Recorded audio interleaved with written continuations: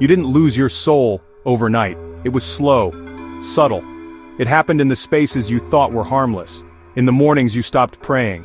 In the silence you replaced with noise. In the moments you numbed the pain instead of facing it.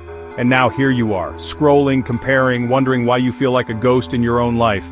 But I want you to understand something, and I mean this with the full weight of truth.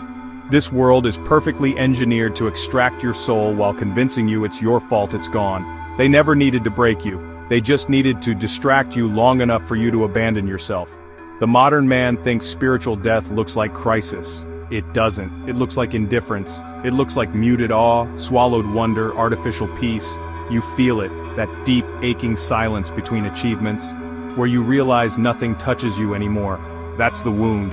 That's where the soul used to live, and you've built your life around avoiding it. Let me take you back. There was a boy inside you once who looked up at the sky and felt something bigger out there. He didn't have theology. He didn't need rules. Just a sense that he belonged to something more. A whisper that said, "You matter, you are seen." And then the world stepped in. They told you real men don't believe. That stillness was weakness, that to survive you had to harden, so you closed your eyes, clenched your fists, and buried your spirit beneath logic, sarcasm, sex, and speed.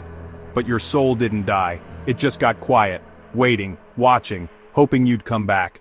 This is not a religious sermon. This is not about dogma, belief systems, or doctrines. This is about something deeper. Spirituality is not an accessory, it's your operating system. Your soul is the compass, the fire, the breath inside the breath. When you lose connection to it, you don't just feel empty, you become directionless. That's why your goals feel hollow. That's why no woman truly satisfies you. That's why you keep switching jobs, cities, gyms, friends. You're not chasing success, you're searching for your soul, but you're looking in places that only bury it further. Success is loud, spirit is quiet, and that's the problem. You've tuned your life to the wrong frequency. The world screams louder so you obey it, but your soul whispers, and that whisper has become a scream you ignore daily. Let me break it down biologically. Your brain was designed for communion, with self, with nature, with something beyond. When you engage in silence, prayer, breathwork, ritual, your nervous system rewires around stillness. Your default shifts from reaction to reflection. But when you abandon those things, your brain gets hijacked. Dopamine loops from screens, notifications, cheap pleasure, validation. Your soul doesn't stand a chance when your biology is addicted to the noise. This isn't weakness, it's design. They've built a world where every tool you use rewards disconnection, and you wonder why your fire feels gone. You wonder why you can't cry anymore, why you can't pray, why your body's here but your spirit's somewhere else. Because it's been smothered. And unless you build a system to recover it, you will spend your entire life rich in noise and bankrupt in spirit.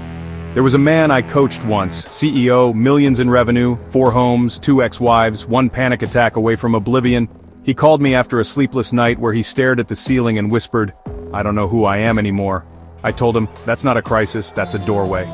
I gave him one assignment, 1 hour in silence every day for a week. No phone, no music, no input, just stillness. He lasted 12 minutes the first day before he broke down sobbing. Because he met the version of himself he'd abandoned 20 years ago. That boy who still believed. That boy who still wanted peace. And he realized he hadn't lost his soul. He had just stopped visiting it. If you're still reading this, it means there's a part of you that hasn't given up. And I'm telling you now, it's time to begin the return. You don't need a church. You need a flame, a practice, a rhythm. Here's how you start. Every morning before the world touches you, light 1 candle, sit in silence for 7 minutes, ask 1 question. Where am I hiding? Don't answer with words, just listen. You'll feel it, not with your mind, but with your chest, with your breath, with your being. That's the soul speaking. After that, write 1 line in a journal. Today, I remember who I am. Then go live like that line matters. Walk in nature without music. Speak to the sky like it's listening. Touch your chest and remind yourself, I'm still here. These are not soft habits. These are ancient technologies. You've been given a body that knows how to remember, but you have to stop anesthetizing it first. They're going to mock this path. They'll call it weak, weird, mystical, unnecessary, because they're terrified of men who remember who they are. A spiritually reconnected man is immune to control. He's not distracted. He's not desperate. He's dangerous. You don't need more motivation. You need meaning. You don't need to grind harder. You need to kneel more. But not to a God who wants your guilt, to a fire that wants your full return. So I ask you this, when was the last time you felt awe? Not dopamine, not thrill, awe. That's where the repair begins. That's the gateway. And here's the truth you've been avoiding. Your soul has been waiting on you. Not the other way around, it's not hiding, you are. But it hasn't given up on you. Every sleepless night, every quiet ache, every moment you feel disconnected, it's a call home. A flare from the divine part of you saying, you don't have to live like this anymore. So stop pretending your emptiness is normal. Stop coping when you should be remembering. Stop numbing what you were meant to awaken. Watch the LFV titled, The Man Who Lost His Soul, again and again until it moves you into action. And when it does, don't go back to your feed. Go back to your fire. Light the candle. Do the ritual. Ask the question. Reclaim your soul. This is not optional. This is your resurrection. You are not your past. You are not your pain. You are not your distractions. You are your return. Your rituals will write your rebirth. Walk with the centurions, or stay dead in the algorithm with the scrolls. The choice is yours.